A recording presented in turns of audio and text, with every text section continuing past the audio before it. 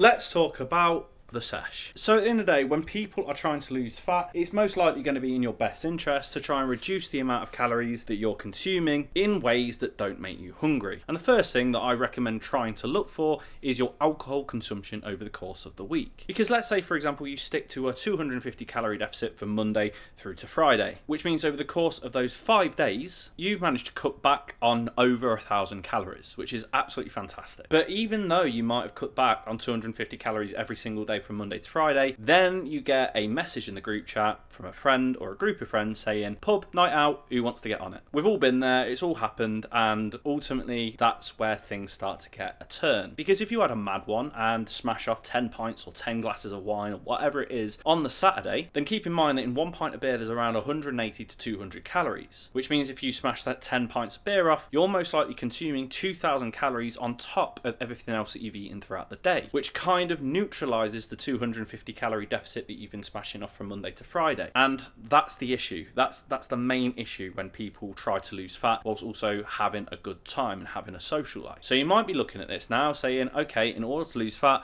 I've got to give up my social life. To people that don't drink, that's most likely going to be a little bit easier for you because you don't have that implementation of smashing off a few pints every single week. But for a large majority of people, especially if you're watching right now, that most likely isn't ideal because your social life is something that you want to be able to maintain. Well, don't worry, there are ways around it. All you've got to do is just think about it a little bit more mindfully and make more supportive choices. For example, as I said, in 1 pint of beer there's about 180 to 200 calories. If, however, you have a spirit and a diet mixer such as this JD Honey with some Diet Coke, because JD Honey has about 60 calories for a single serving, and you add a Diet Coke to that bad boy, you're likely just going to be drinking about 60 calories per drink. If you have 10 of them in the night, then you're going to be consuming 600 calories, which is a massive reduction from that 2,000 calories you would have been consuming if you smashed off the pints all night. Now, this is just one thing that you can do in order to try and navigate fat loss whilst having a social life. Another thing you can do is stop being a boring cunt and actually get on the dance floor and start boogieing. The amount of calories you're going to be burning off simply by dancing all night is going to be massive, considering you're basically going to be getting steps out. You can also walk to the pub or walk to the club instead of getting Ubers and spending £5 on a taxi, which will take you 5 minutes down the road. And also, at the end of the night, don't go instantly for like the large kebab with chips and mayo, which you'll most likely just puke up the next day anyway if you're really hungover. Make more supportive choices. A large kebab with chips and mayo, you could be smashing off about 1,500 to 2,000 more calories. But if you just get a cheeseburger and a mayo chicken as well as a Diet Coke from Macca's, that reduces it down to about 400 to 500 calories instead. Extra points if you just eat something when you get home, because then you'll be able to save money and you'll actually know the amount of calories that you're going to be consuming as well. So having a social life shouldn't really be a barrier for you losing fat. All you've got to do is just start to make a little bit more supportive choices for it, rather than thinking you're fucking Rockefeller